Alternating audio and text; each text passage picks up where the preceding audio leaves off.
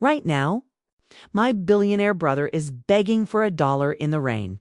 I am sitting in his golden chair, signing his eviction notice.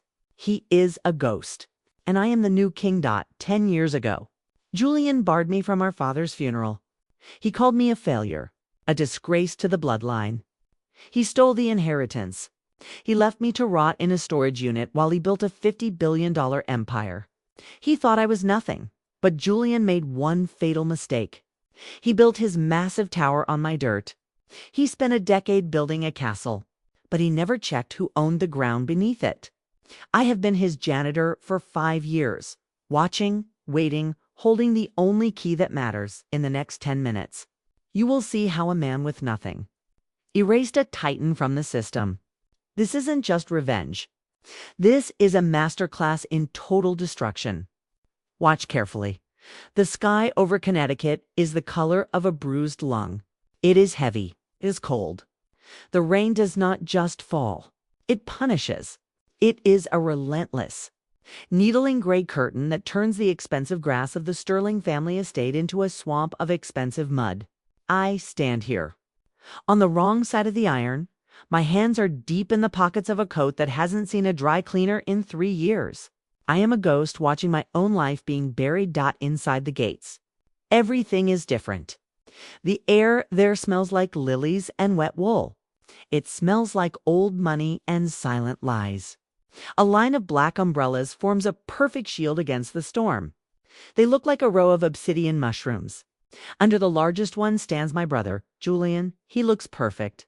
His suit is worth more than the car I used to own. His face is a mask of professional grief. But I see it. The slight twitch at the corner of his mouth. He isn't mourning. He is celebrating. He is finally the king of a hill built on my father's bones. The sound of the rain hitting the umbrellas is a rhythmic drumming, like a slow march to war. I try to take one step forward, just one step to say goodbye to the man who raised us. But the iron gate is a wall. 2 men stand in my way. They are wide. Their suits are tight across their shoulders. They don't look like mourners. They look like machines. They are armed security. Julian's private army. One of them puts a hand on his holster as I approach. His eyes are dead. He doesn't see a grieving son. He sees a trespasser, a nuisance, a bug to be crushed under a polished boot. He tells me to move along. His voice is a low growl that gets lost in the thunder. He tells me that the guest list is closed. He tells me that I am no longer a Sterling. The words sting more than the freezing rain. I look past him. I see the mahogany casket. It is being lowered into a hole that smells like ancient, wet stone. That casket cost $50,000. It is a box of gold and wood designed to hold a man who died thinking I was a failure. Julian made sure of that. He whispered in Father's ear for years. He planted the seeds of doubt. He watered them with lies. I reach into my pocket. My fingers wrap around the only 2 things I have left in this world. The first is an envelope. The paper is heavy, 300-gram vellum. It is soaked through now. The ink is bleeding. It is the letter of disinheritance. My father's final signature. It stripped me of my name. It stripped me of my future. It says I am unworthy of the Sterling legacy. It says I am a shadow that deserves nothing. I can feel the weight of those words. They are a lead weight in my chest, but then there is the second object. It is a key. It is long. It is heavy. To anyone else, it looks like a piece of junk. It is covered in a thick, ugly layer of red rust. It looks like something you would find at the bottom of a toolbox in a flooded basement. My father gave it to me 3 days before he fell down the stairs. He didn't say a word. He just pressed it into my palm. His eyes were wide with a terror I didn't understand then. The security guard shoves me. It is a hard, methodical push. I stumble back into the mud. My knees hit the cold ground. I hear Julian laugh. It is a soft sound, high-pitched and cruel. It cuts through the sound of the shovels hitting the dirt. The crowd is turning away now. The show is over. They are walking toward the fleet of black limousines. They are going back to the mansion to drink vintage scotch and divide the spoils. I stay in the mud. I don't move. I look down at my hands. The rain is washing away the surface of the key. The red rust is flaking off. It is swirling away into the puddles. And then I see it. Under the grime. Under the fake decay. There is a gleam. It is not the dull gray of steel. It is not the yellow of brass. It is a white, blinding flash of silver. I rub the metal with my thumb. The rust comes away in large scales. It was a coating, a camouflage, beneath the mask of junk. The key is heavy, far too heavy for iron. It is soft to the touch, but cold as the grave. It is solid platinum. My breath hitches. A key made of platinum is not for a house. It is not for a car. In the world of the ultra-elite, a platinum key only opens one thing. It is a master override. Julian thinks he won. He thinks he locked the doors and threw away the sun. But he doesn't realize something. He only inherited the money. He only inherited the buildings and the bank accounts. He inherited the visible world. But my father was a man of secrets. He was a man who built hidden floors and silent hallways. He was a man who knew that the true power isn't in what you own. It is in what you can control. I stand up. My legs are shaking, but my heart is turning into a block of ice. I look at the mansion on the hill. The lights are coming on. It looks like a giant, glowing predator in the dark. Julian is in there now, sitting in the library, drinking from a crystal glass. He thinks he is safe. He thinks the janitor is gone. He thinks the ghost has been buried. But I am still holding the key. And as the platinum shines in the lightning flash, I realize the rust wasn't the only lie. The letter of disinheritance. It wasn't a punishment. It was a shield. My father didn't disown me because he hated me. He disowned me because he knew Julian would kill me if I stood in his way. He made me a ghost so I could move in the shadows. He made me a janitor so I could learn every inch of the pipes, every wire in the walls, every secret in the foundation. I look at the security guard one last time. He is walking back toward the guardhouse. He thinks he did his job. He thinks he cleared the trash. I look at the grave. The dirt is piled high now. My father is gone, but his silence is a scream. He left me the code to the kingdom, and Julian just invited the monster into his house. I turn away from the gates. I don't need to be inside yet. I have a shift to start. I have floors to scrub. I have trash to empty. Julian likes his hallways clean. He likes his world perfect. I will give him exactly what he wants. I will be the silent shadow in the corner of his eye. I will be the man who cleans up his messes. Until the moment I decide to stop. The rain is still falling, but I don't feel the cold anymore. I feel the weight of the platinum. It is warm in my hand now. It is a promise.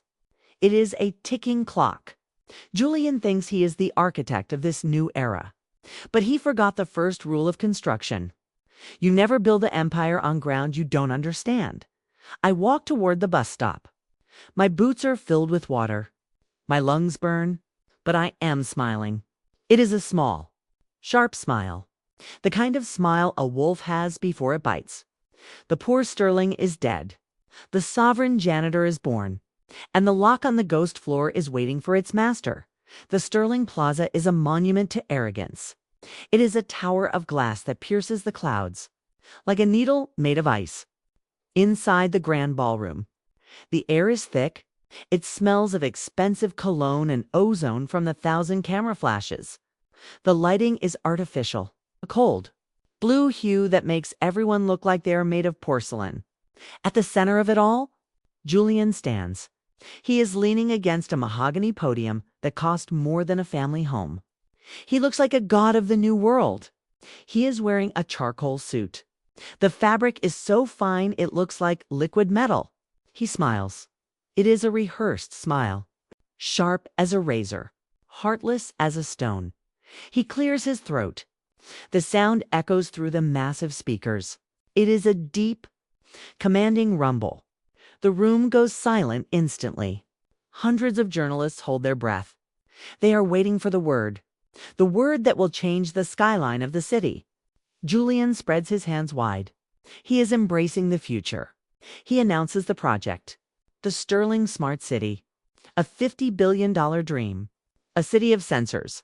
A city of pure profit. A city where every heartbeat is recorded and every dollar is tracked. The crowd erupts. The sound of applause is like a physical wave. It crashes against the walls. It is a deafening, violent celebration of greed. But Julian is not done. He waits for the noise to die down. He wants a victim. He needs a contrast. He looks directly into the primary lens of the national news camera. His eyes are dark. There is no warmth there.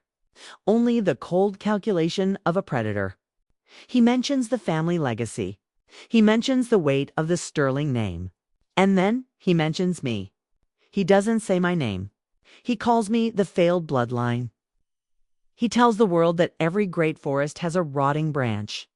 He tells them that some people are born to lead, and some are born to crawl in the dirt. He tells a joke about a brother who chose the life of a beggar over the life of a titan. The room laughs. It is a polite, cruel sound. They are laughing at the ghost. They are laughing at the man they think is already dead. I am watching this from a cracked screen. I am 3 miles away. The air here does not smell like lilies. It smells of rust and old oil. I am sitting on a plastic crate inside Safeguard Storage Unit 402. The walls are corrugated metal. They vibrate when the wind blows. It sounds like the heartbeat of a dying giant. My hands are cold. My breath hitches in my chest. The screen of my burner phone is the only light in this dark box. Julian's face fills the frame. He looks so powerful, so untouchable. He thinks he has won the war because he owns the stage. He thinks he is the architect of the future. But he is just a man standing on a foundation he never understood. I put the phone down. The plastic feels cheap, gritty. I stand up in the cramped space. It is only 10 feet by 10 feet. My entire life is packed into cardboard boxes that are damp from the humidity. But there is one thing in this unit that does not belong. Behind a stack of old tires, tucked under a heavy, greasy tarp, there is a hum. It is a low, constant vibration. It is the sound of absolute stability. I pull back the tarp. The dust dances in the blue light of the status LEDs. It is a server rack. It is old. It is heavy. The metal casing is scarred and gray, but the cooling fans are spinning with a perfect, silent rhythm. This machine has not been turned off in 40 years. My father built it. He hid it in the one place Julian would never look, an industrial graveyard. Julian thinks this sterling wealth is in the banks. He thinks it is in the deeds and the stock options. He is wrong. The real wealth of the Sterling family is data. 40 years of every secret, every bribe, every illegal transaction, every hidden contract. It is all here, pulsing in the dark. The server is a silent witness to a century of crimes. My father knew this day would come. He knew Julian's greed would blind him. He gave me the platinum key to unlock the encryption. But he gave me this unit to hide the weapon. I reach out and touch the cold metal of the server rack. I can feel the electricity. It tingles on my fingertips. It is a living thing. Julian just told the world that I am a failed bloodline. He told them I am a shadow. He is right. I am a shadow, and shadows are everywhere. He is building a smart city. A city built on networks. A city built on code. He is building his throne on the very thing I control. He doesn't realize that every sensor he installs, every camera he mounts, every digital lock he sets, it will all report back to this metal box. In this damp, smelly storage unit. The silence in the unit is heavy. It is a different kind of silence than the one in the ballroom. Julian's silence was forced. My silence is a choice. I look at the screen one last time. Julian is taking questions now. He is arrogant. He is untouchable. He is a king on a mountain of glass. I pick up a small, platinum-tipped cable. It is the bridge. I plug it into the primary port of the server. The lights on the rack change. They turn from a steady blue to a rapid, flickering green. The machine is waking up. It is reaching out. It is hungry. Julian wants a smart city. I will give him exactly what he wants. I will give him a city that knows everything he does. A city that listens to his whispers. A city that counts his lies. He thinks he is the master of the system. But the system was born here, in the mind of a man he hated. Managed by a brother he mocked. The failed bloodline is now the ghost in the machine. I can feel the heat coming off the server now. It is warming the cold air of the unit. The smell of ozone is getting stronger. It is the smell of a storm. I sit back down on the crate. I am a janitor. I am a ghost. I am a failure. But I am also the only person who knows the password to Julian's soul. He is announcing a $50 billion project. He is inviting the world to watch his coronation. He doesn't know that the crown is already rigged. He doesn't know that the stage is a trap. I watch the green lights dance on the wall. They look like emeralds in the dark, every second. This server is ingesting the blueprints of Julian's smart city. It is finding the back doors. It is identifying the weak points in the fiber optic nerves. By the time the first stone is laid, I will own every byte of data that flows through that city. Julian will be the face. I will be the brain. He will take the credit. I will take the control. He thinks he is burying me in a storage unit. He doesn't realize he just gave me the perfect bunker. The wind howls outside. The metal walls of the unit groan. But inside, the server hums on. 40 years of uptime.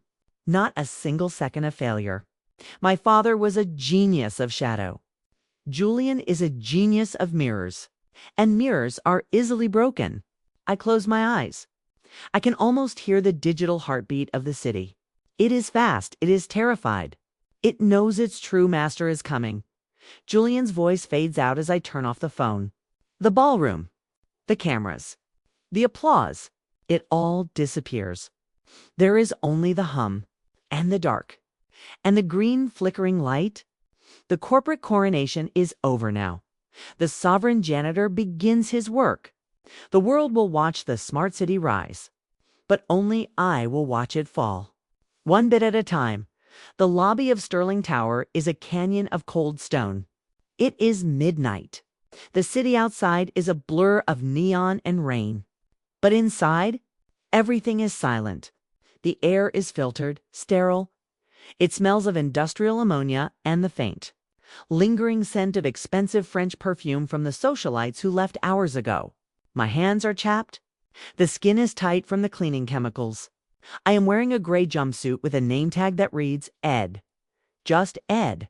Julian's security. Team didn't even look at my face when they hired me. To them, a janitor is invisible. A janitor is part of the furniture. I am the man who scrubs the toilets in the kingdom I was born to rule. I push the yellow mop bucket across the white marble. The wheels squeak, a high, piercing sound that echoes up into the vaulted ceiling. Every step I take is a memory. I remember sliding across these floors in my socks when I was 6 years old. I remember my father's heavy footsteps behind me. Now I am a ghost in my own house. I look at the gold leaf lettering on the directory. Sterling Holdings. The font is sharp, aggressive. It looks like it was designed to draw blood. Julian's touch is everywhere. He has stripped away the warmth. He has turned our family legacy into a machine of pure, heartless efficiency. I reach the executive elevators. They are capsules of brushed steel and glass. They move with a silent, terrifying speed. I pull my cart inside. The doors slide shut with a soft hiss, like a snake in the grass. I press the button for the 88th floor. Julian's inner sanctum. As the elevator rises, my stomach drops. Not from the movement, but from the audacity of it all. Julian sits up there, planning his $50 billion city. He thinks he is the master of the sky. He doesn't know that the foundation is rotting beneath him. I spend the next 4 hours cleaning the executive suite. I wipe down the mahogany tables. I polish the glass walls that look out over the shivering city. I empty Julian's trash. I find a discarded cigar. It is still slightly warm. The smell of cedar and tobacco makes my throat tighten. It is the smell of his arrogance. I find a shredded document in the bin. I don't throw it away. I tuck the pieces into my pocket. Every scrap of paper is a weapon. Every fingerprint I wipe away is a lesson in his habits. He is sloppy. He thinks he is too big to be watched. He thinks the failed bloodline is miles away. Rotting in a storage unit, it is 4 a.m., the dead hour. The time when the world is at its coldest. I am back in the elevator. I am exhausted. My back aches. My heart feels like a lead weight. I look at the floor indicator. It is a sleek digital display, 88, 87, 86. I watch the numbers flicker. And then I see it. Between the 45th and 43rd floor. The elevator doesn't just skip a number. It slows down. For a fraction of a second. The lights flicker. The air pressure in the car changes. My ears pop. I frown. I have the digital blueprints of this building. I studied them for weeks on the server in my storage unit. According to the official records, floor 44 does not exist. It is listed as a double-height mechanical space for the HVA systems, but the timing is wrong. The elevator takes 4 seconds to pass that mechanical gap. That is too long. There is a pocket of air there, a hidden volume of space that has been erased from every public record. A ghost floor. I press the button for the 44th floor. Nothing happens. The button doesn't even light up. It is a dead switch. I try the emergency override code I learned from the server. Nothing. Julian has hard-coded the security. He has bypassed the standard operating system. This floor isn't just hidden. It is quarantined. It is the black box of the Sterling Empire. I reach into my pocket.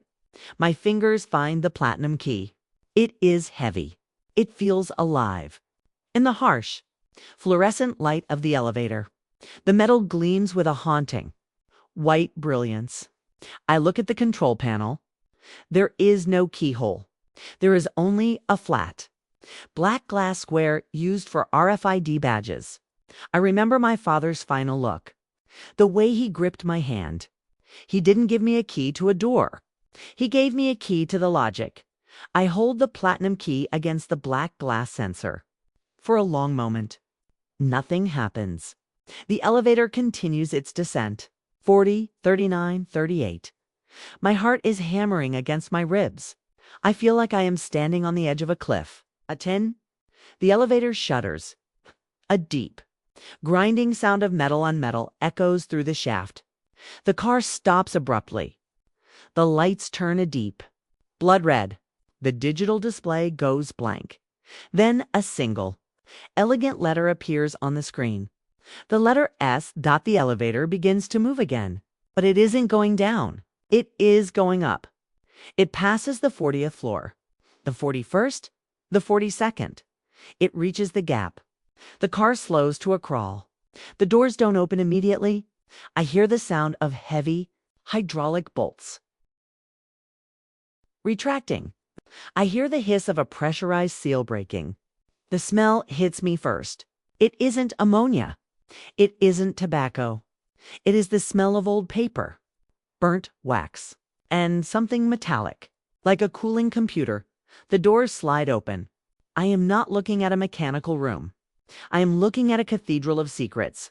The room is vast. It is filled with rows of black, silent servers. Thousands of them.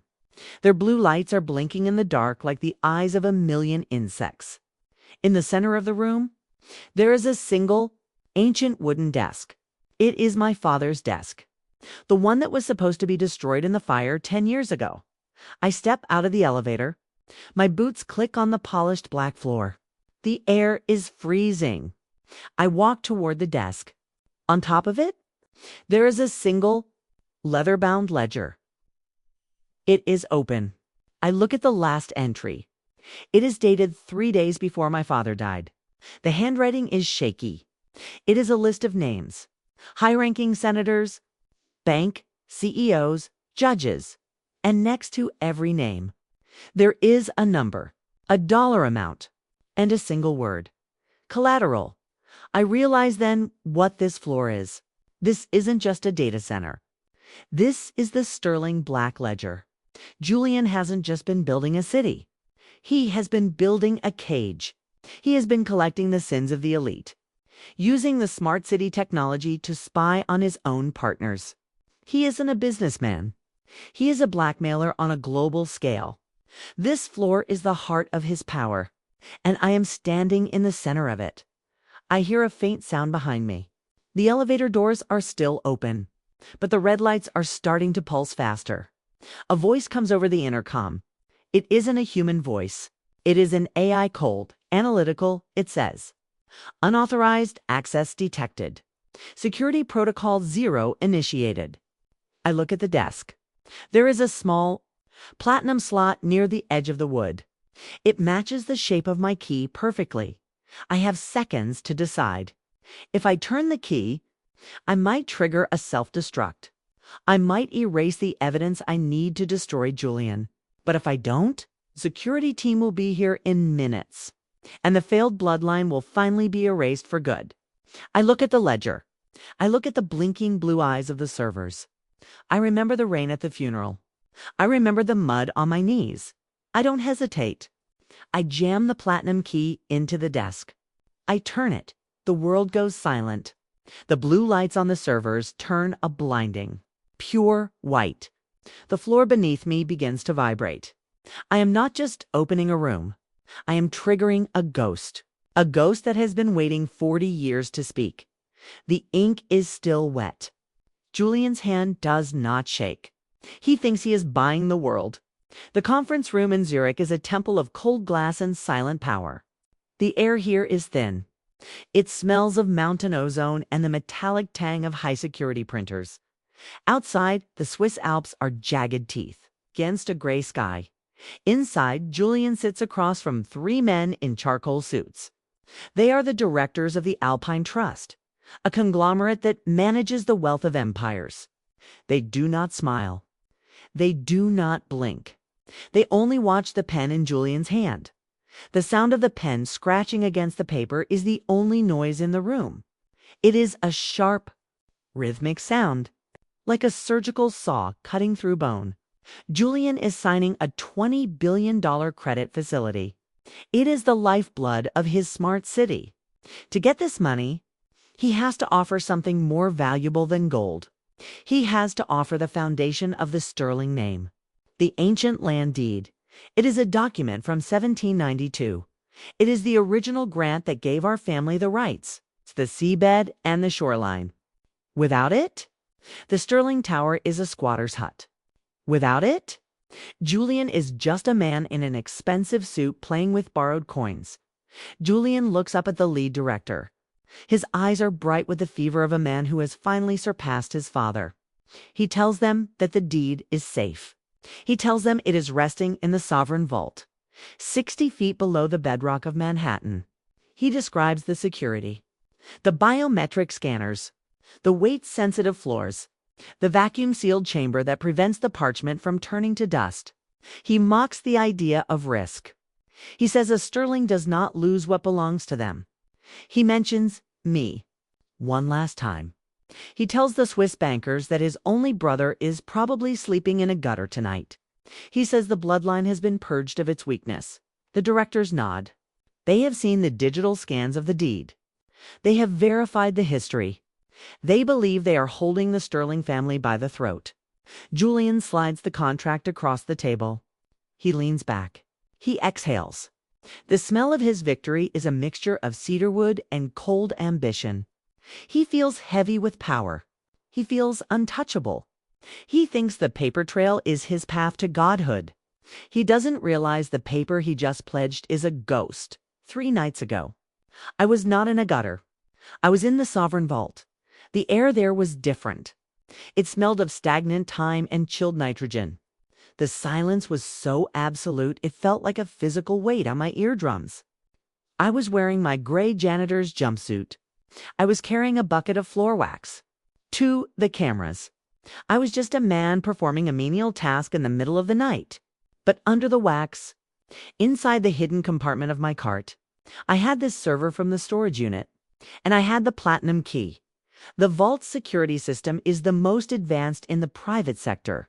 It uses a rolling encryption that changes every 60 seconds. It is designed to be impenetrable.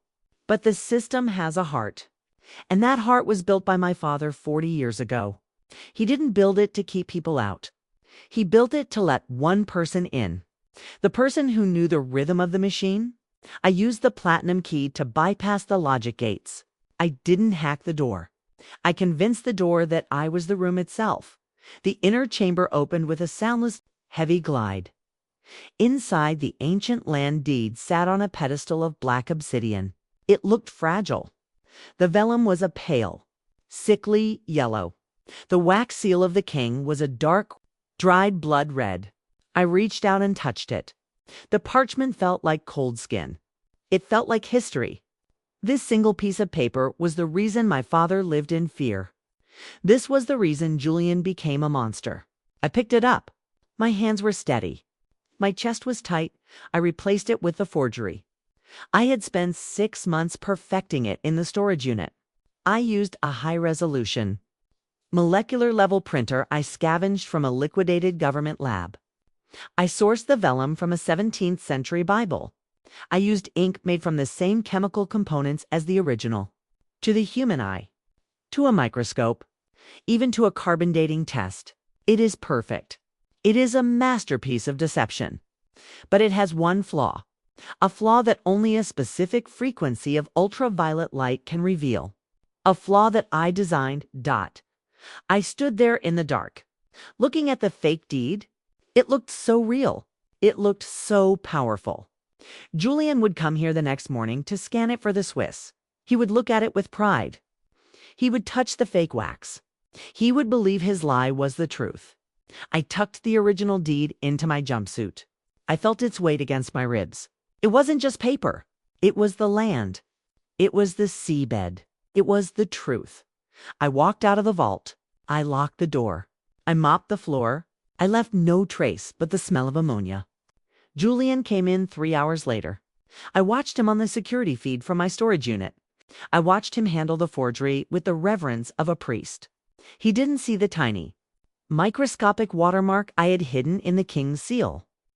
A watermark that says, "Property of the Janitor. Now in Zurich." The Swiss bankers are filing the paperwork. They are sending the digital confirmation to their global headquarters. The loan is active. $20 billion is flowing into Julian's accounts. The machines are starting to turn. The smart city is no longer a dream. It is a reality. Julian is at the summit of his life. He is the most successful Sterling in history. He is a titan. But he has just pledged a fake document as collateral for the largest loan in European history. In the eyes of the law, this is not just a mistake. It is a multi-billion-dollar fraud. It is a systemic crime. Julian thinks he used the family legacy to buy the future. He doesn't know that he just handed the Swiss a handful of air. He doesn't know that the real deed is sitting in a rusty locker at a bus station in Queens. The meeting ends. Julian stands up. He shakes the hands of the directors. He feels the warmth of the sun through the glass. He thinks the light is shining on him. He thinks the world is his. He walks out of the room. His footsteps are loud and confident. He is already planning how he will spend the money. He is already planning the next mock celebration of my failure. I am watching the transaction numbers on my server. The green lights are blinking faster now. The Alpine Trust logo appears on my screen. I have a direct line into the loan's escrow account. Julian thinks the money is in his vault. He is wrong. The money is in a network, and the network belongs to me. I click a single button on my keyboard. The $20 billion does not move, but it changes its status. It is now marked as contested assets. The Swiss don't know it yet. Julian doesn't know it yet. But the paper trail just became a noose. The forgery is a ticking clock. Every second Julian spends that money, he is digging a hole he can never climb out of. He thinks he is the king of the castle.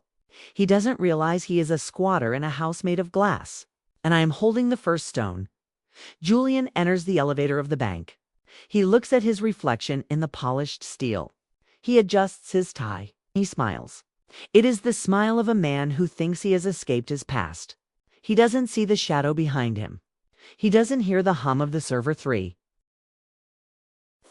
miles away. He only hears the sound of his own greatness. The elevator doors close. The descent begins. But Julian is not going down to the street. He is going down into a trap that has been 40 years in the making. The Swiss bankers are already receiving an anonymous tip. A tip about a specific watermark in a specific seal. The sky over the Sterling Tower is a deep, bruised purple. It is the kind of evening that feels like a held breath. The rooftop has been transformed. It is no longer a helipad. It is a cathedral of glass and white roses. 10,000 roses.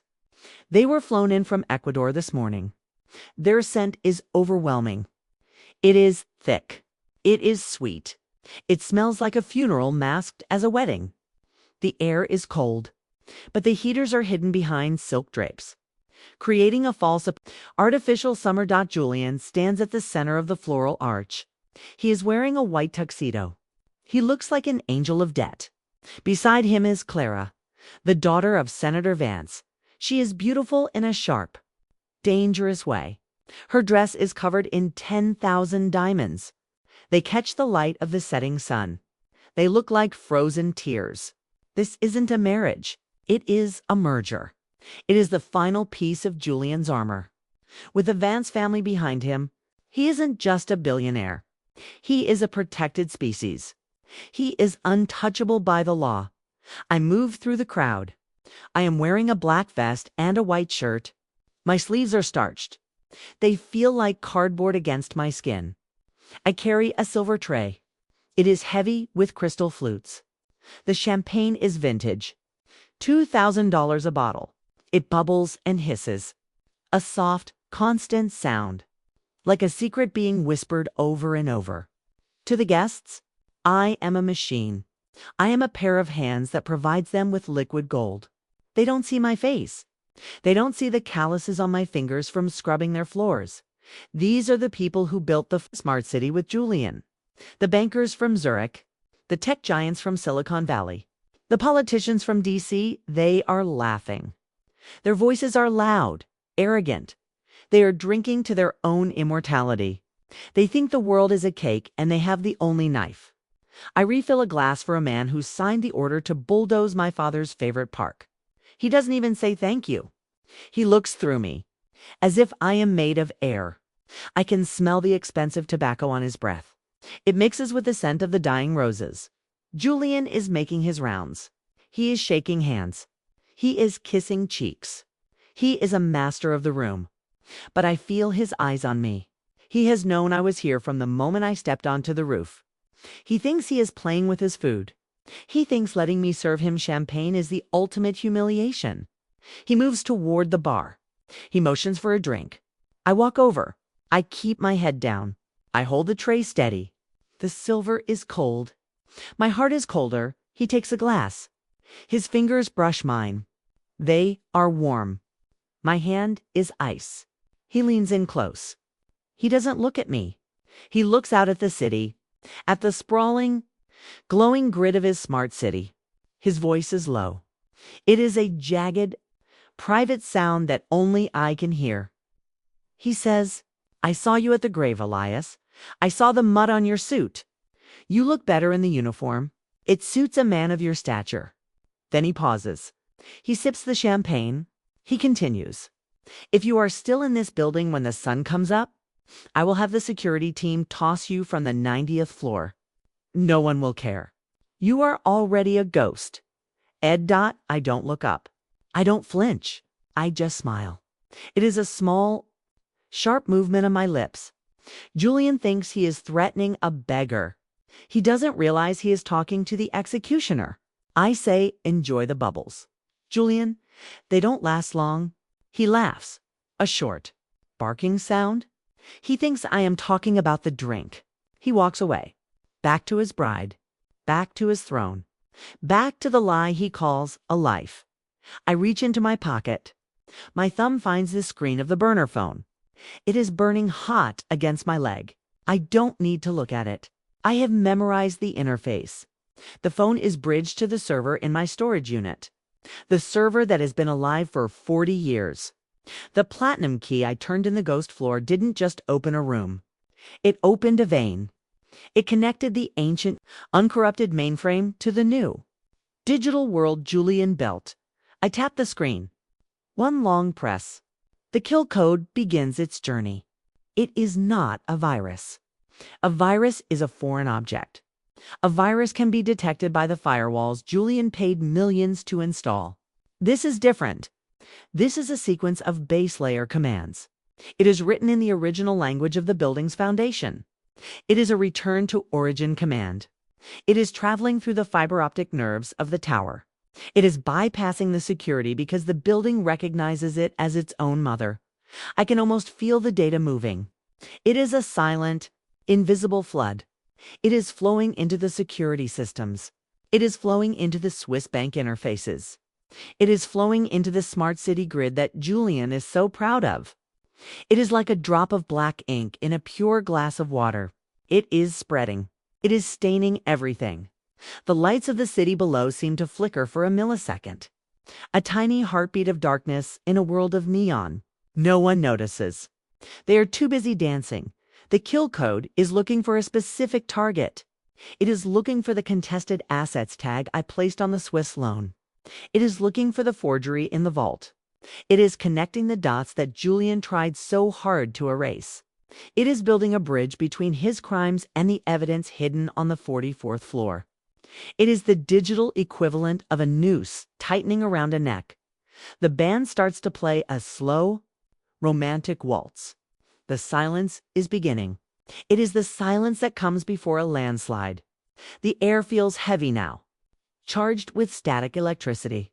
Julian is dancing with Clara. He looks happy. He looks like he has finally escaped the shadow of our father. He thinks he is the architect of a new era. He doesn't know that the foundation just shifted beneath his feet.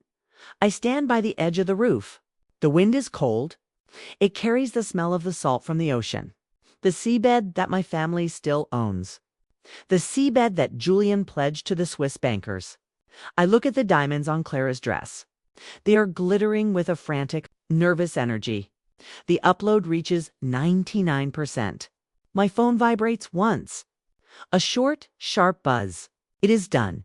The kill code is seated in the heart of the Sterling Empire. It is not destroying anything yet. It is waiting. It is waiting for the trigger.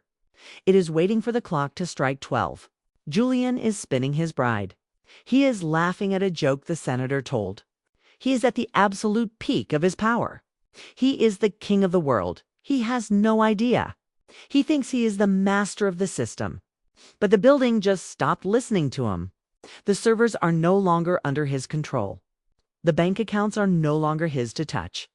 The failed bloodline has just taken back the keys to the kingdom. The countdown has begun. At midnight, the smart city will wake up. But it won't recognize Julian as its father. It will recognize him as an intruder. I pick up an empty glass from a table. I look at my reflection in the crystal. I don't see a janitor. I don't see a waiter. I see the man who is about to turn off the lights. The music is getting louder. The laughter is getting more desperate. The storm is coming, and Julian is standing in the tallest tower with a lightning rod in his hand. I walk toward the elevator. I don't need to stay for the cake. I have already tasted the victory. The silence on the rooftop is beautiful. It is the quiet of a fuse burning toward the powder. I step into the elevator. The door slides shut. I am alone in the brushed steel capsule. I look at the floor indicator. It is flickering. Just for a second. The letter S appears. The kill code is active. The system is mine. Julian's event of the century is about to become a crime scene. I close my eyes and listen to the hum of the elevator. It is the sound of justice. It is the sound of the ghost finally coming home. Midnight is not just a time. It is a blade. It is a sharp, cold edge that falls on the neck of the Sterling Empire. The rooftop of the Sterling Tower is a palace of glass. But at 11:59 and 50 seconds, it becomes a cage.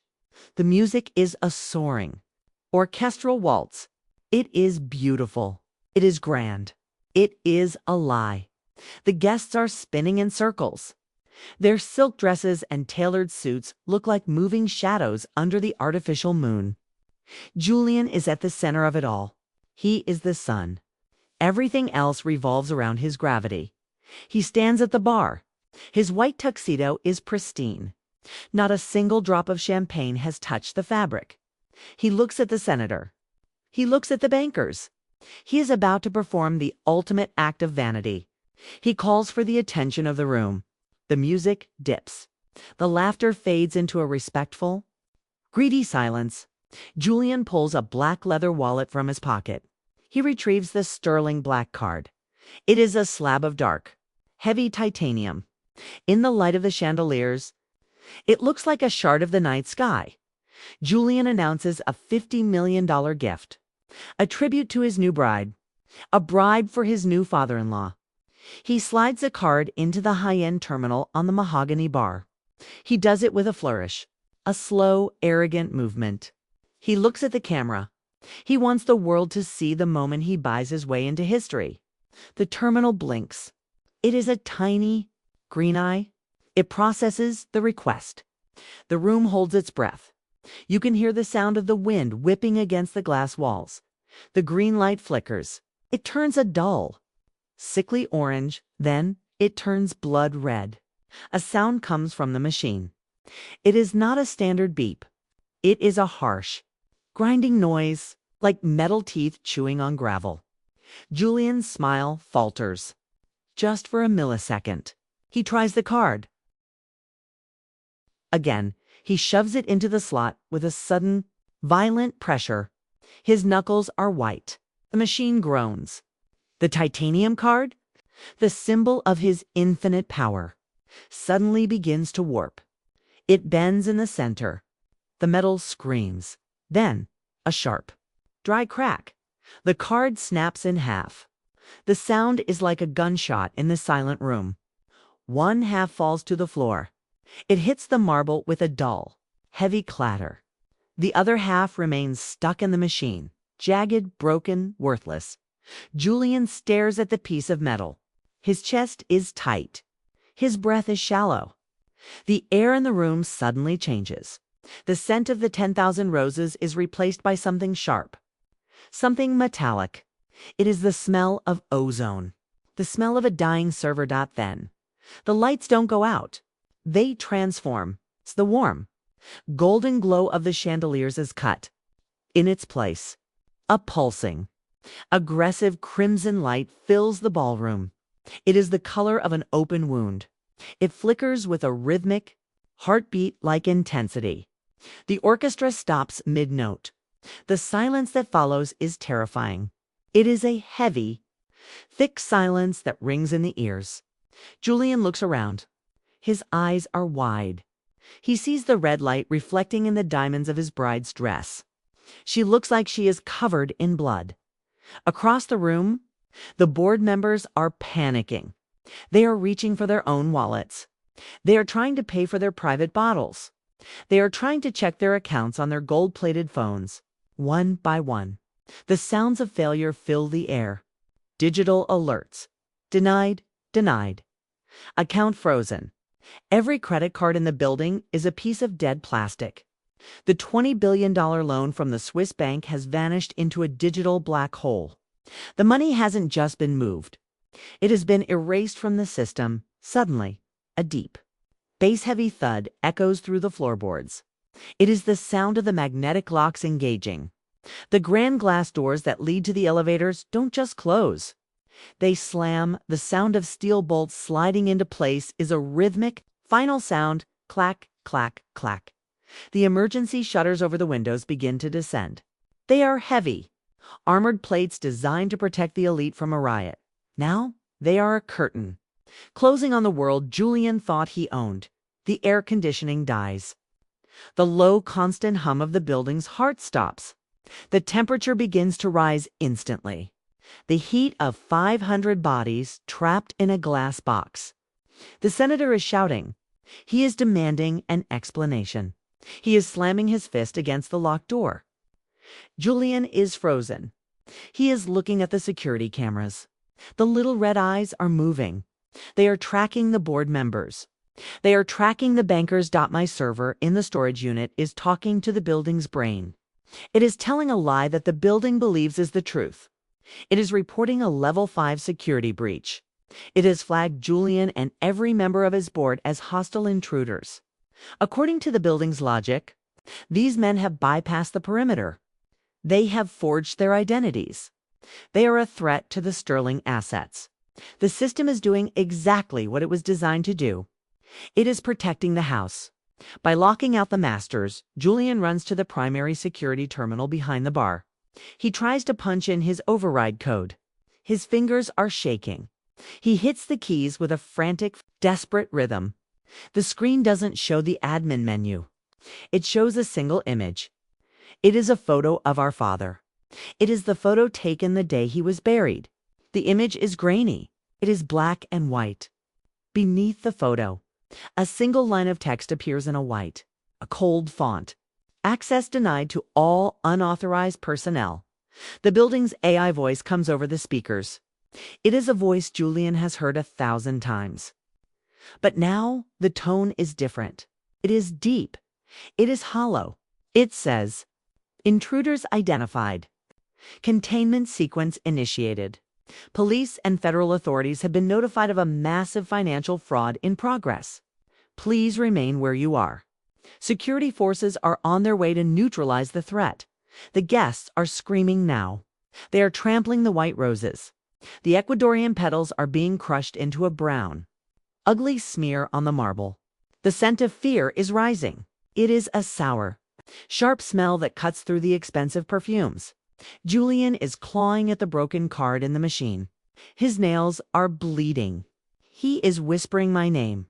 He is a king who has just realized his throne is a trap. He is a titan who is realizing he is made of glass. I am standing in the service hallway. I am watching this on a small tablet. The red light from the ballroom spills under the door. It paints a line of fire across my boots. I am the only one who can leave. The system knows my heartbeats. The system knows my gate. To the building. I am the only Sterling left alive. I am the only person who is supposed to be here. I look at the chaos through the glass. It is a masterpiece of justice. The board members are huddled in the center of the room. These are the men who helped Julian steal my father's life. They are the men who signed the papers of my disinheritance. Now, they are trapped in a red room, waiting for the handcuffs. They are looking at the doors. They are looking at the ceiling. They are looking for a way out. But there is no way out of a digital eviction. When the system decides you don't exist, you are already in prison. Julian looks at the door. He sees me through the small, reinforced glass window. He sees the man in the gray jumpsuit. He sees the man he called a failure. He sees the man who served him champagne 10 minutes ago. Our eyes meet. I don't say a word. I don't need to. I just lift the other half of his broken black card. I drop it into the trash can. The sound of the metal hitting the plastic is a small, final punctuation mark. The building is breathing now. I can hear the pipes groaning. I can hear the logic gates snapping shut. The smart city is waking up. And its first act is to purge the rot from its own heart. Julian is screaming now. He is throwing a crystal glass at the door. It shatters. The shards of glass look like the diamonds on his bride's dress. Both are beautiful. Both are broken. The elevator at the end of the hall dings. The light is not red. It is a calm, steady white. The doors open for me. I step inside. I am leaving the red nightmare behind. I am going to the one floor that Julian could never find. The floor where the truth is stored. As the doors close, I hear the sound of heavy boots on the stairs. The police are here. But they aren't here to rescue the guests. They are here to arrest the intruders. Julian is still standing at the bar. The broken card is still in the machine. The red light is still pulsing. He is the ghost now, and the building is the hunter. The digital eviction is complete. The Sterling name has been reclaimed. But the night is far from over. The red lights are not just warnings. They are a funeral for Julian's ego. The boardroom of the Sterling Tower is a palace of cold glass and broken dreams. The air is stagnant. It smells of expensive sweat and the metallic temps of an overworked air filtration system. The red pulse of the emergency lamps hit the mahogany table every 2 seconds. It makes the room look like it is breathing, like a dying animal. Julian is hunched over the head of the table.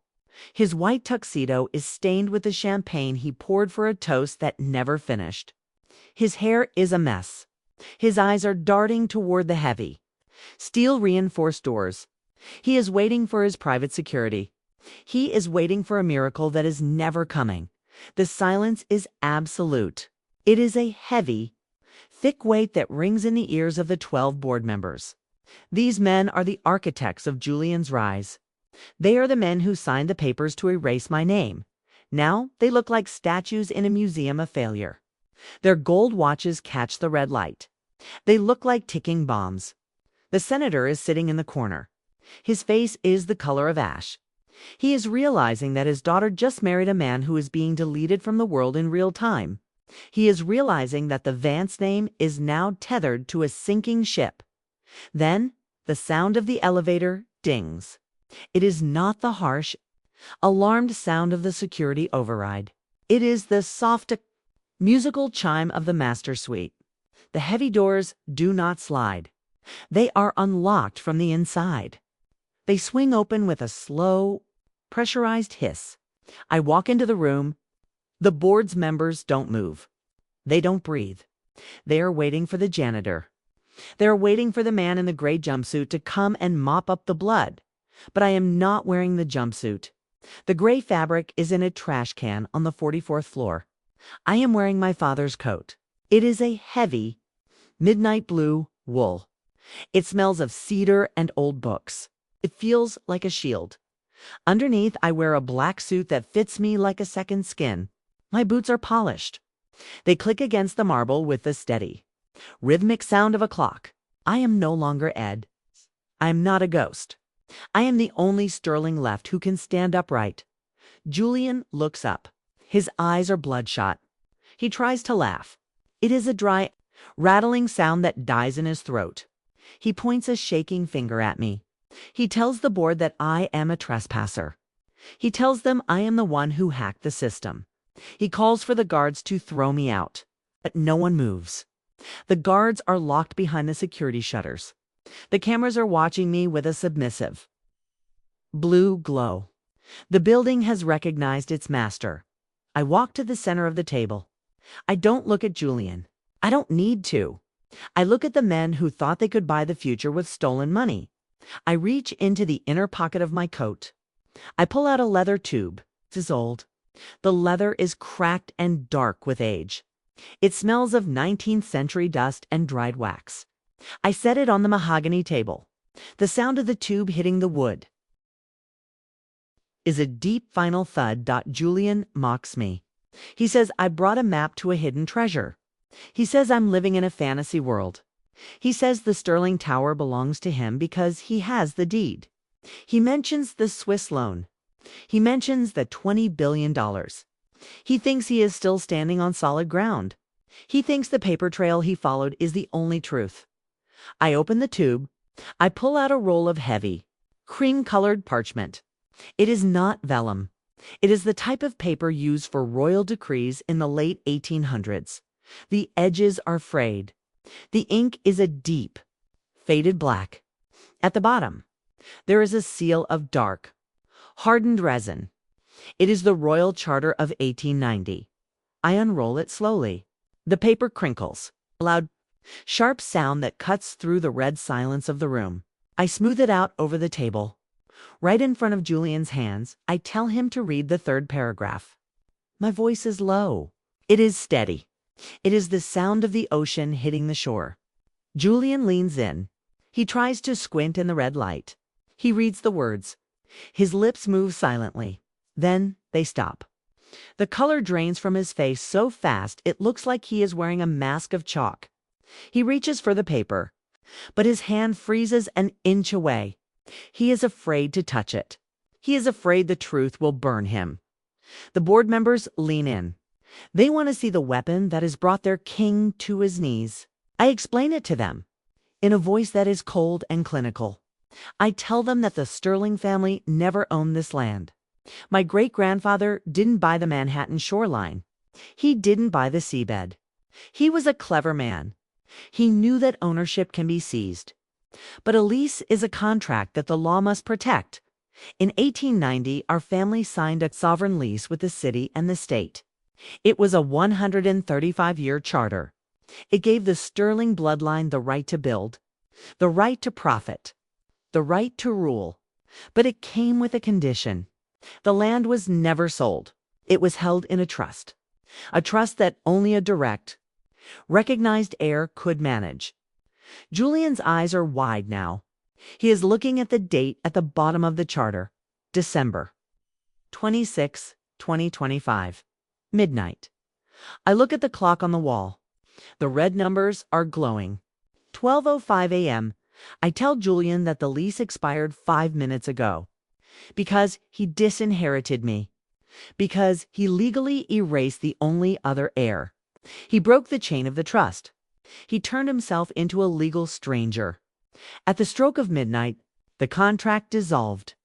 The land beneath this building did not revert to the bank. It did not revert to the Swiss. It reverted to the holder of the royal charter. And because Julian used a forged deed as collateral for his loan, he has no legal standing to claim a renewal. He is a squatter. The $50 billion smart city is being built on land that he does not own. Every stone he laid today, every wire he pulled, every floor he polished, it all belongs to the charter holder. I point to the signature at the bottom of the document. It isn't my father's name. It is a family seal that requires a specific genetic key to activate. Julian is shaking now. He realizes the trap. He realized the ancient land deed in his vault was a distraction. It was the bait. He spent his whole life trying to steal the house. But he forgot to check who owned the ground. The Swiss bank didn't just lose $20 billion. They just realized they lent money to a man who owns nothing but the clothes on his back. The building groans again. It is a deep, subterranean sound. It is the sound of the city's legal department and the federal regulators receiving the digital copy of this charter. The kill code I uploaded wasn't a virus. It was a delivery system. It was the charter being sent to every major news outlet and law enforcement agency in the country. The sovereign reveal is happening on every screen in the world right now. I lean over the table. I look Julian in the eye. I tell him that he has 10 minutes to leave. He doesn't get to take his suit. He doesn't get to take his watch. Those were bought with money from a fraudulent loan. They are evidence now. I tell him that the failed bloodline is the only one the law recognizes tonight. I am the landlord, and I am initiating an immediate eviction of all unauthorized personnel. The board members are standing up now. They are backing away from Julian as if he is covered in a plague. They are looking at me with a mixture of terror and respect. They are wondering if they can switch sides. They are wondering if they can stay. I look at them and shake my head. I tell them the board is dissolved. The Sterling Tower is closed. The kingdom is being liquidated. Julian falls back into his chair. He looks small. He looks like a child wearing a man's clothes. He looks at the royal charter, the paper that has been waiting in a hidden floor for over a century. He realized that our father didn't hate me. He didn't disinherit me because I was weak. He did it because he knew Julian would never look for the truth in a janitor's closet. He did it to save the family from Julian's greed. The red lights stop pulsing. They turn a steady, pure white. The building has finished its transition. The sirens outside are getting louder. The police are no longer at the gate. They are in the lobby. They are coming for the man who tried to build an empire on a lie. Julian looks at the door. He looks at the platinum key in my hand. He knows it is over. The checkmate wasn't a fight. It was a signature. I pick up the royal charter. I roll it up slowly. I slide it back into the leather tube. I turn toward the window. The rain is still falling over the city, but the clouds are breaking.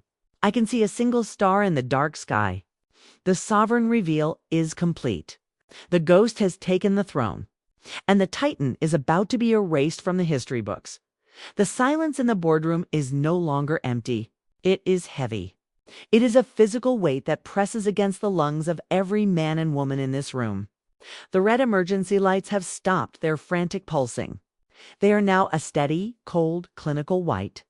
It is the light of an operating room, a place where things are cut away.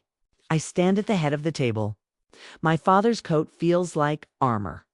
The royal charter is a scroll of ancient, vengeful truth resting between my hands.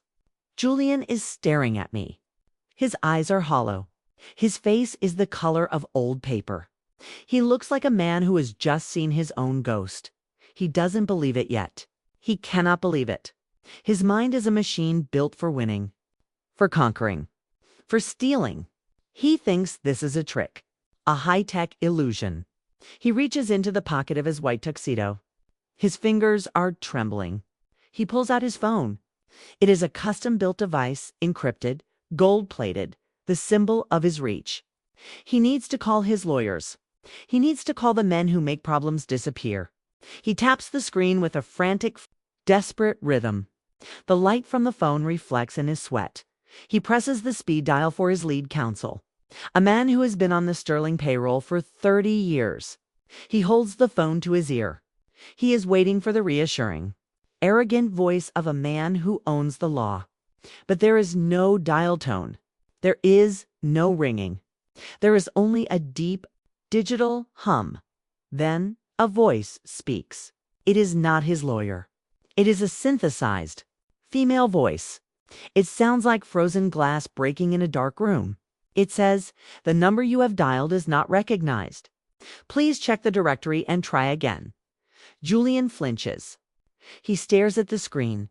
He dials again. He calls his head of security, the man who leads the private army downstairs. The voice returns, cold, rhythmic. Final number not recognized. He calls the senator, his new father-in-law. Number not recognized.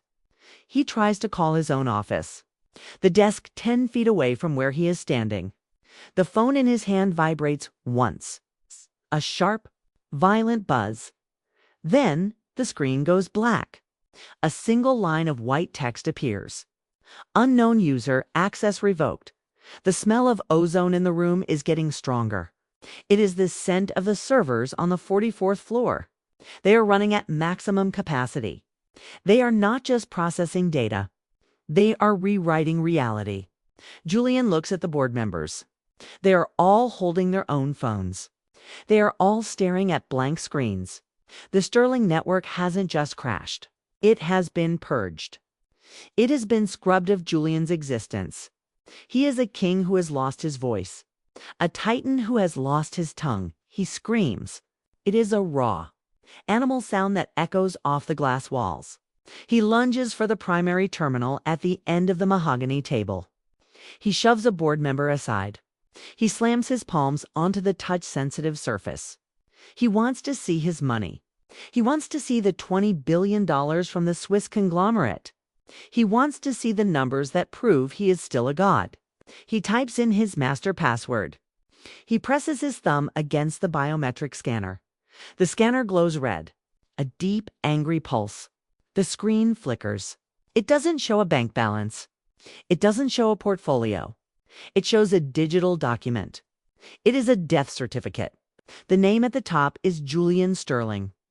The date of death is listed as midnight, December 26, 2025. Beneath the name, a bold white stamp appears across the entire screen. Identity flag, deceased. Assets reverted to sovereign trust. Julian falls back. His knees hit the marble floor. The sound is like a dry branch snapping in the wind. He looks up at me. His mouth is open, but no words come out. He thinks I hacked him. He thinks I am a digital thief who has stolen his soul. I look down at him. I feel nothing but the cold, steady rhythm of justice. I tell him the truth. I tell him that I didn't hack a single thing. I didn't write a line of code to destroy him. I tell him about the Lazarus Protocol. I tell him about the 100-year-old dead man's switch. Our great-grandfather was a man who understood that. Power is a debt. He knew that one day a Sterling would come along who thought they were bigger than the bloodline. He built a legal failsafe into the very foundation of the family charter. It wasn't a computer program. It was a series of recursive logic gates, a legal loop that has been waiting in the shadows since 1925. The switch was designed to protect the Sterling wealth from a coup, from an outsider, or from a traitor. It required a certification of life to be filed with the High Court of Chancery every 50 years. But there was a hidden clause. If the sovereign lease ever expired without a recognized heir of the first degree, the system was programmed to assume the current holder was an imposter, or that the line had ended when Julian disinherited me. He didn't just kick me out of the house. He legally declared that the Sterling line had no heir. He cut the only wire that kept him connected to the source. At the stroke of midnight, when the lease expired, the Lazarus Protocol triggered automatically. It sent a signal to every central register, to every bank, to every government agency. It wasn't a hack. It was a legal suicide. Julian's social security number, his passport, his digital signatures. They weren't stolen. They were canceled on the eyes of the global financial system. Julian Sterling died at midnight. The man standing in this boardroom is a clerical error. He is a glitch. He has no legal right to use a phone, no legal right to access a bank, no legal right to exist in a building that belongs to a living heir. The smart city he built is a network of sensors and code, and that network is now reporting to the only Sterling left who the system recognizes. The air in the room is freezing now. The cooling systems are working for me. They are drawing the heat away from Julian. He is shivering. His white tuxedo looks like a shroud. He tries to stand up. He reaches for the table, but his hand slips on the polished wood. He looks at the board members. They are moving away from him. They are moving toward the doors. They are not his friends. They are not his partners. They are scavengers, and they can smell a carcass. One of the board members, a man who has known Julian since he was a child, tries to speak. He says, "Julian, we had no idea. We were just following orders." He is already practicing his defense. He is already trying to distance himself from the dead man. Julian looks at him. He realizes that his power was never his. It was a borrowed light. And I just flip the switch. I reach into my pocket. I pull out the half of his black card that I saved from the trash. I set it on the table. It is a piece of broken titanium, a relic of a fallen empire. I tell him that he has no name. He has no money. He has no future. The systemic erasure is complete. Every digital trace of Julian Sterling is being overwritten by the truth of the royal charter. The doors of the boardroom open. They don't hiss this time. They groan. Two men in dark, heavy coats step into the room. They are not security. They are federal agents. They are carrying a case of digital forensics equipment. They don't look at Julian. They look at me. They nod. They are here to take the servers. They are here to take the evidence of the fraud. Julian tries to speak to them. He says, "Do you know who I am?" The lead agent looks at his tablet. He looks at Julian. He says, "According to the system, you are an unauthorized occupant of a private estate. You have no identification. You have no standing. Please step away from the table." Julian tries to resist. He tries to fight, but he has no strength. He is a man made of glass, and the world has just turned to stone. I walk to the window. The rain has stopped. The city is a grid of white and blue lights. The smart city is glowing. It looks like a map of a new world. A world where the janitor is the king. A world where the truth cannot be erased by a billionaire's whim. I feel the weight of the platinum key in my hand. It is warm. It is heavy. It is a promise kept. The air in the boardroom is no longer just cold. It is sterile. It smells of the high-altitude ozone of the Swiss Alps and the bitter, sharp scent of high-grade peppermint. The federal agents in the corners of the room have stopped moving. They stand like statues carved from lead. Julian is still on the floor. His knees are digging into the marble. His white tuxedo is a ruin of sweat and champagne stains. He is staring at the heavy, double-oaked doors. He hears the sound of footsteps. They are not the heavy, clunky boots of the police. They are rhythmic, light, the sound of custom-made leather hitting polished stone. It is a sound that Julian knows. It is the sound of absolute, unshakable wealth. The doors do not open. They are opened by two men in charcoal gray suits who stand like gatekeepers. Then the three directors of the Alpine Trust enter. They are the same men Julian met in Zurich. The men who signed the $20 billion loan. They look exactly as they did in the mountains. Impeccable, clinical. Their faces are masks of professional indifference. They walk into the red light of the room. Their eyes do not seek out the chaos. They do not look at the shattered crystal on the floor. They do not look at the police. They are looking for one thing, and one thing only. Julian sees them. A sudden, violent spark of hope ignites in his eyes. He thinks his cavalry has arrived. He thinks the Swiss gold is here to buy his way out of the handcuffs. He scrambles to his feet. He grabs the edge of the mahogany table to steady himself. His hands are shaking. His voice is a high, desperate rasp. He shouts their names. He calls out to the lead director. He tells them to tell these people who he is. He tells them that the loan is active. He tells them that he is the chairman of Sterling Holdings. He says he has the deed. He says the smart city belongs to him. The three Swiss men stop 5 feet away from Julian. They do not reach out to shake his hand. They do not offer a word of comfort. They stand in a perfect, silent line. The lead director, a man with hair the color of brushed nickel, looks at Julian. He doesn't look at Julian's face. He looks at the broken titanium black card sitting on the table. He looks at it with a mixture of pity and disgust, as if he is looking at a counterfeit coin in a beggar's hand. He speaks. His voice is a low, rhythmic rumble that vibrates in the stagnant air. Says, "I am sorry, sir. We do not have a Julian Sterling on our client list." Julian freezes. The air in his lungs seems to turn to ice. He laughs, a dry, rattling sound that dies in the back of his throat. He tells them they are joking. He tells them he sat at their table in Zurich just 4 days ago. He says he signed the contracts in their mountain retreat. He says they verified his identity. The lead director shakes his head slowly. He says, "You signed documents as a temporary signatory for a shell corporation. You were a front, a necessary distraction for the regulatory boards. We were told to treat you with the courtesy of a guest. But you were never the principal. You were never the owner." Julian's heart doesn't just break. It turns to ash. He looks at the board members. They are moving away from him. They are retreating into the shadows. They are realizing the magnitude of the lie they were living. Julian turns back to the Swiss. He asks them who the client is. He asks them who they have been reporting to for the last 10 years. He asks them who owns the $20 billion that just vanished from his account. He is screaming now. A raw, jagged sound of a man drowning in his own greed. Then the three men turn. As one, they turn their backs on Julian. They face the window where I am standing. I have not moved. My father's coat is heavy.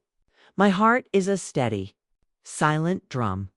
I am holding the royal charter in my left hand, the platinum key in my right. The three directors of the Alpine Trust do not just look at me. They bow. It is a deep, synchronized bow, the kind of bow reserved for the true master of the house. The lead director speaks again, but the tone is different now. It is warm, it is reverent. It is the sound of a debt being paid, he says. Good evening. Silent trustee, we have followed your instructions to the letter. The $20 billion. It's been successfully repatriated to the sovereign trust. The shell corporation, known as Sterling Holdings, has been liquidated.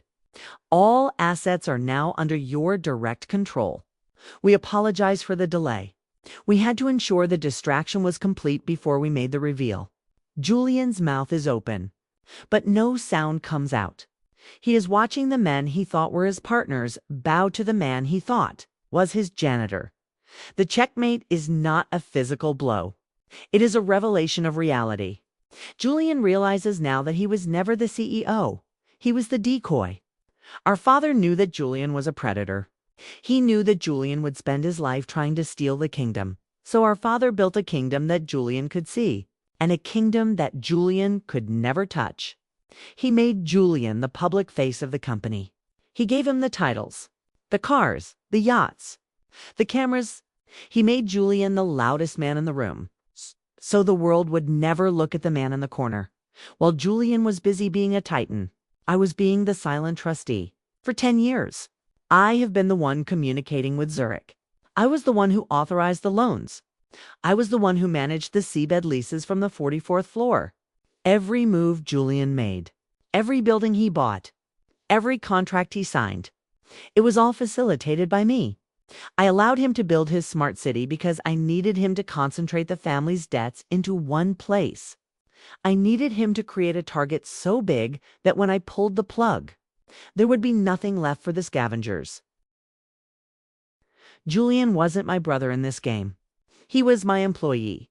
He was the manager of a distraction. He was the bright, shiny object used to keep the federal regulators and the tax authorities away from the real sterling wealth. The $20 billion loan wasn't an investment. It was a transfer. I moved the last of the family's liquid assets into the sovereign trust under the cover of Julian's merger. He didn't borrow that money from the Swiss. He borrowed it from me. And I just called in the debt. The realization hits Julian like a physical weight. He falls back into his chair. He looks at his hands. He looks at the white tuxedo. He realizes that everything he has, everything he thought he built, it was a gift from a brother he despised. A brother who was watching him from the shadows, scrubbing the floors of the very offices Julian thought he owned. He realized that the failed bloodline was the only thing holding up the sky. And now the sky is falling on him. The Swiss directors step aside. They make a path for me. I walk toward the table. My boots click on the marble. A sharp, rhythmic sound. I look at Julian. He looks like a ghost. I tell him that the distraction is over. I tell him that the silent trustee is now the sovereign owner. I tell him that the police are not here to arrest a billionaire. They are here to arrest a squatter who has been living in my house for 10 years. The board members are silent. The senator is looking at the floor. The world Julian knew is gone. I pick up the broken titanium card. I look at it in the cold light of the boardroom. It is a relic of a dead era. I drop it onto the royal charter. I tell the directors to begin the final phase. I tell them to close the tower. I tell them to clear the building. Julian tries to speak. He tries to say my name, but I don't look back. I walk toward the elevator. The doors open for me. The white light is blinding. The rain has returned to claim its due. It is heavy. It is freezing. It is the same relentless gray curtain that fell on our father's grave. But tonight, the rain is not for me. It is for Julian. I stand behind the floor-to-ceiling glass of the 100th floor. The penthouse is a palace of cold shadows and golden light. It is silent. The only sound is the low, rhythmic hum of the building's life support. I look down at the street below. The city of Manhattan is a carpet of flickering lights. It looks like a circuit board, a map of everything I now control down there. In the mouth of the tower, a tiny white speck moves through the darkness. It is Julian. He is being escorted by 4 federal agents. They are not using umbrellas for him. The wind catches his white tuxedo. It is no longer the garment of a king. It is a gray, soaked rag clinging to a broken man. He is shivering. His feet are heavy. His pride is a lead weight, dragging him toward the back of a black sedan. He looks like a ghost. He looks exactly how I looked 10 years ago. Standing outside the iron gates, barred from my own life. The irony is not lost on me. It is a perfect circle. A loop of justice that has finally closed. I can almost feel the cold water hitting his skin. I can smell the wet asphalt and the exhaust of the waiting police cars. I can hear the sound of the flashbulbs. The reporters are waiting for him. They are sharks. They smell the blood of a fallen titan. Julian tries to hide his face. He tries to pull his collar up, but there is nowhere to hide. He is standing on the very sidewalk where he once had me arrested for trespassing. He is standing in the mud. He is standing in the truth. He looks up, just for a second. He looks at the top of the tower. He cannot see me through the tinted glass. But he knows I am here. He knows the janitor is watching. I turn away from the window. The penthouse is filled with the scent of Julian's failure. It smells of expensive scotch and the lingering perfume of a bride who is already filing for an annulment. It smells of fear. I walk across the deep, plush carpet. My boots make no sound. I am no longer wearing the gray jumpsuit. I am wearing my father's midnight blue coat. It is heavy. It smells of cedar and old books. It feels like a shield. I reach the far wall of the study. It is a solid slab of black marble. It looks like a dead end. It looks like a wall of stone. But I know the secret. My father was a man who understood the value of a hidden exit. He knew that the world would eventually come for a man with too much power. He built this tower as a fortress. But he built the 100th floor as a sanctuary. I reach into the pocket of my coat. My fingers wrap around the rusty key. It is no longer a piece of junk. It is a relic. In the soft, amber glow of the penthouse lamps, the metal gleams with a haunting, white brilliance. The rust was always a mask, a layer of iron oxide applied to hide the platinum core. My father knew that if Julian ever found this key, he would throw it away. Julian only valued things that sparkled. He would never look at a piece of garbage and see a kingdom. I find the spot on the marble wall. It is a tiny, imperceptible hole hidden in the natural vein of the stone. To any other eye, it is just a flaw, a crack in the expensive rock. Up to me, it is the center of the universe. My heart is hammering against my ribs. My chest is tight. I feel the weight of 40 years of secrets pressing down on me. I press the platinum key into the whole dot. It fits with a precision that is terrifying. There is no resistance. There is no grind. The key slides in like it is returning to its own body. I take a deep breath. The air in the penthouse is still. I turn the key. The sound is not a click. It is a deep, subterranean thrum. It is the sound of heavy, hydraulic gears moving deep within the bedrock of the building. The marble wall does not slide. It breathes. A thin line of light appears at the edge of the stone. The air pressure in the room changes. My ears pop. A cold, ancient wind blows out from the gap. It does not smell of ammonia or ozone. It smells of dust, dry paper, and something metallic. It is the smell of a vault that hasn't been opened since the day I was born. The wall swings back with a slow, pressurized hiss. I step inside. I am no longer on the 100th floor. I am entering the ghost floor. It is a space that does not exist on any blueprint. It is a room that was never taxed, never insured, never seen. The lights inside are dim, soft, blue glow that comes from a row of silent, towering servers. But these are not Julian's servers. They are not connected to the internet. They are a closed loop, a digital memory of every crime, every bribe, every secret that the Sterling family ever used to build this empire in the center of the room. There is a single, simple wooden chair and a desk. On the desk sits a monitor. It is old, a thick, glass screen from another era.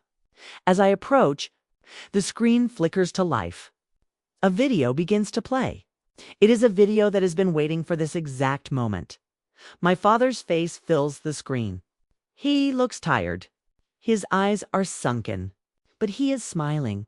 It is the smile of a man who has finally finished a masterpiece. He looks directly into the lens. He looks at me. His voice comes through the speakers. It is a low, rhythmic rumble.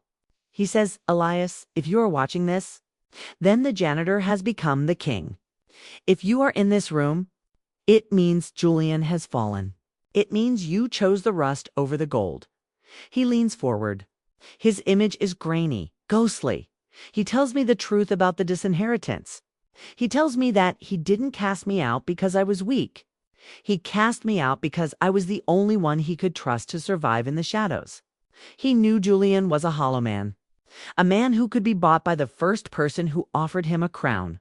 He knew that the only way to save the Sterling legacy was to bury it and wait for the one person who knew how to dig. I sit down in the wooden chair. My hands are shaking. The video continues. My father reveals the final secret. The ghost floor is not just a library of crimes. It is the control center for the city's seabed. Every building in Manhattan that touches the water is paying a lease to this room. Not to the company. Not to Julian. To the holder of the platinum key. Julian thought he was building a smart city. He didn't realize he was just adding more rooms to my house. I look at the wall of servers. They are pulsing with a steady, white light. They are ingesting the data from Julian's arrest. They are transferring the last of the Swiss funds into a humanitarian trust. The Sterling name is being erased, not by the police, but by me. I am liquidating the empire. I am turning the towers back into stone. I am returning the seabed to the people. I look back at the window. The rain is still falling. I can see the lights of the police cars fading in the distance. Julian is gone. The board is gone. The failed bloodline is the only thing left standing in the dark. I feel a sense of peace that I have never known. The weight in my chest is gone. The cold in my hands has turned to warmth. I reach out and touch the screen. I say goodbye to my father. I turn off the monitor. The room goes dark. But I am not afraid. I have the key. I have the truth. And for the first time in 10 years, I am not a ghost. I am the architect of a new world. One built on something stronger than gold. One built on justice. The ghost floor is silent. I lean back in the chair and listen to the rain hitting the glass. It is a beautiful sound. It is the sound of a clean start. The final ascent is over. I am at the top, and the view is perfect.